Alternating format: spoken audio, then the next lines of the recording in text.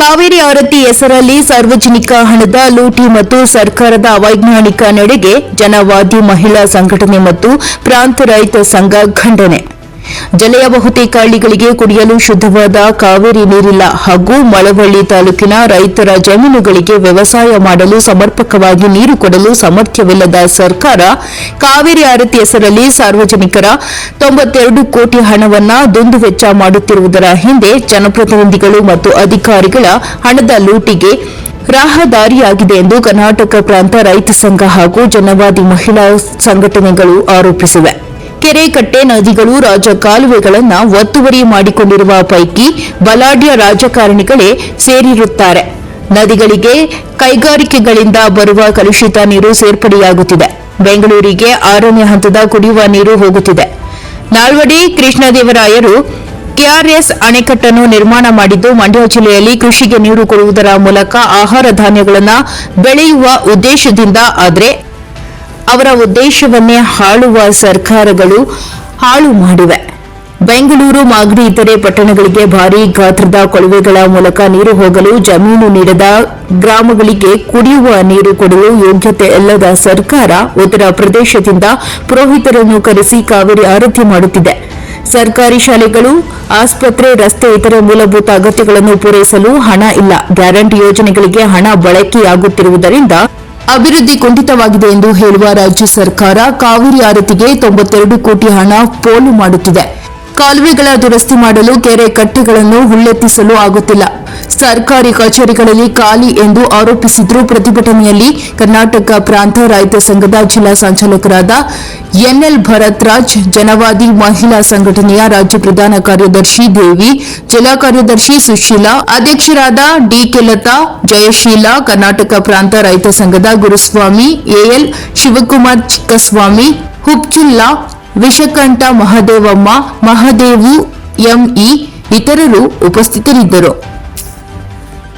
ಪ್ರಾಂತ ರೈತ ಸಂಘ ಹಾಗೂ ಅಖಿಲ ಭಾರತ ಜನವಾದಿ ಮಹಿಳಾ ಸಂಘಟನೆ ನಾವು ಮಳವಳ್ಳಿಯ ಕೆಎಸ್ಆರ್ಟಿಸಿ ಬಸ್ ಸ್ಟ್ಯಾಂಡ್ ಮುಂಭಾಗದಲ್ಲಿ ಪ್ರತಿಭಟನೆ ನಡೆಸ್ತಾ ಇರತಕ್ಕಂಥ ಉದ್ದೇಶ ಏನಪ್ಪಾ ಅಂತ ಹೇಳಿದ್ರೆ, ಕೆಆರ್ಎಸ್ನಲ್ಲಿ ರಾಜ್ಯ ಸರ್ಕಾರ ಕಾವೇರಿ ಆರತಿಯ ಹೆಸರಿನಲ್ಲಿ ಸಾರ್ವಜನಿಕರ ಹಣವನ್ನು 92 ಕೋಟಿ ರೂಪಾಯಿ ಸಾರ್ವಜನಿಕರ ಹಣವನ್ನು ದುಂದುವೆಚ್ಚ ಮಾಡಲಿಕ್ಕೆ ಹೊರಟಿದೆ.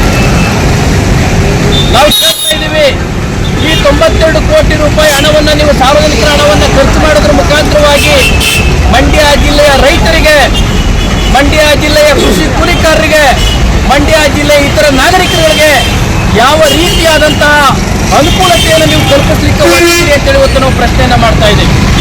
ಇಲ್ಲಿ ರಾಜ್ಯ ಸರ್ಕಾರಕ್ಕೆ ನಾಚಿಕೆ ಆಗಬೇಕು.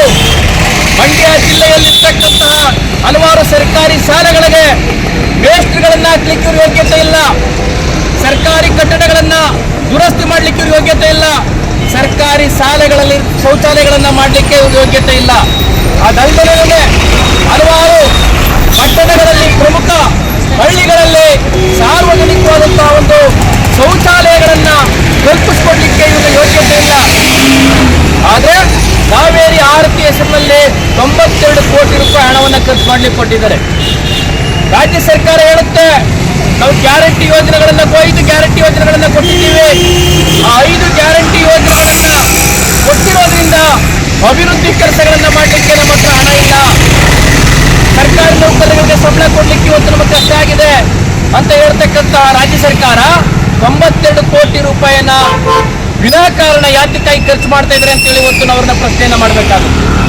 ಆಸ್ಪತ್ರೆಗಳಲ್ಲಿ ಒಂದು ಸರಿಯಾದಂಥ ರೀತಿಯಲ್ಲಿ ಚಿಕಿತ್ಸೆ ಸಿಗ್ತಾ ಇಲ್ಲ, ಔಷಧಿ ಸಿಗ್ತಾ ಇಲ್ಲ ಅಲ್ಲಿ. ಆದರೆ ಈ 92 ಕೋಟಿ ರೂಪಾಯಿನ ಕಾವೇರಿ ಆರತಿ ಖರ್ಚು ಮಾಡಲಿಕ್ಕೆ ಕೊಟ್ಟಿದ್ದಾರೆ. ಮಳವಳ್ಳಿ ತಾಲೂಕು, ಅದರಲ್ಲೂ ಕೆಆರ್ಎಸ್ನ ಕೊನೆ ಭಾಗದಲ್ಲಿರ್ತಕ್ಕಂಥ ಒಂದು ತಾಲೂಕಿದು. ಇಲ್ಲಿರ್ತಕ್ಕಂಥ ರೈತರುಗಳಿಗೆ, ಅವರ ಜಮೀನುಗಳಿಗೆ ನೀರನ್ನು ಕೊಡ್ತಕ್ಕಂಥ ಒಂದು ಪ್ರಾಮಾಣಿಕ ಪ್ರಯತ್ನವನ್ನು ನಡೆಸ್ತಾ ಇಲ್ಲ.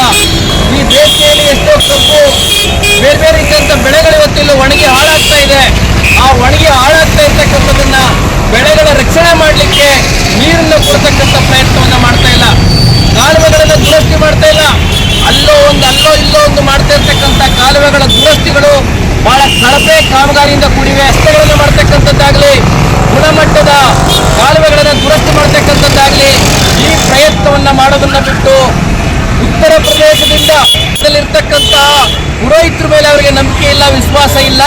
ಹಾಗಾಗಿ ಉತ್ತರ ಪ್ರದೇಶದಿಂದ ಪುರೋಹಿತರುಗಳನ್ನ ಕರೆಸಿ ಕಾವೇರಿ ಆರತಿಯನ್ನ ಮಾಡಲಿಕ್ಕೆ ಹೊರಟಿರ್ತಕ್ಕಂಥದ್ದು ಈ ರಾಜ್ಯ ಸರ್ಕಾರದಂತಹ ಮಂತ್ರಿಗಳು, ಶಾಸಕರುಗಳು ಅಲ್ಲಿ ತಮ್ಮಗಳ ಉತ್ಸವ ಮಾಡಿಕೊಂಡು ತಾವು ಮೆರೆಯೋದ್ರ ಮುಖಾಂತರವಾಗಿ ಸಾರ್ವಜನಿಕರ ಹಣವನ್ನು ಅವರು ದುರ್ವೆಚ್ಚ ಮಾಡಲಿಕ್ಕೆ ಹೊರಟಿದ್ದೀರೋ ಈ ಘಟನೆಯನ್ನ ಈ 92 ಕೋಟಿ ರೂಪಾಯಿ ಸಾರ್ವಜನಿಕರ ಹಣವನ್ನೇನು ದುರ್ವೆಚ್ಚ ಮಾಡ್ತಾ ಇದ್ರು ಅದನ್ನ ಕರ್ನಾಟಕ ಪ್ರಾಂತ ರೈತ ಸಂಘಟನೆ ನಾವು ಖಂಡಿಸ್ತೀವಿ. ಆ ಖಂಡಿಸಿ ಪ್ರತಿಭಟನೆಯನ್ನ ನಾವು ಮಾಡ್ತಾ ಇದೀವಿ. ಕಾವೇರಿ, ಸಿಂಸ, ಕಬಿನಿ, ಸ್ಫಟಿಕ ಸುತ್ತ ಇರ್ತಕ್ಕಂಥ ನದಿಗಳಿದ್ರೂ ಮಳವಳ್ಳಿ ತಾಲೂಕಿನ ಹಲವಾರು ಹಳ್ಳಿಗಳಿಗೆ ಇವತ್ತು ಕುಡಿಯುವ ನೀರಿನ ಬವಣೆಯನ್ನು ಎದುರಿಸ್ತಾ ಇದ್ದಾವೆ. ಇವತ್ತು ರೈತರ ಜಮೀನುಗಳಿಗೆ ಸರಿಯಾದಂತಹ ರೀತಿಯಲ್ಲಿ ನೀರನ್ನ ಕೊಡ್ಲಿಕ್ಕೆ ಆಗ್ತಾ ಇಲ್ಲ.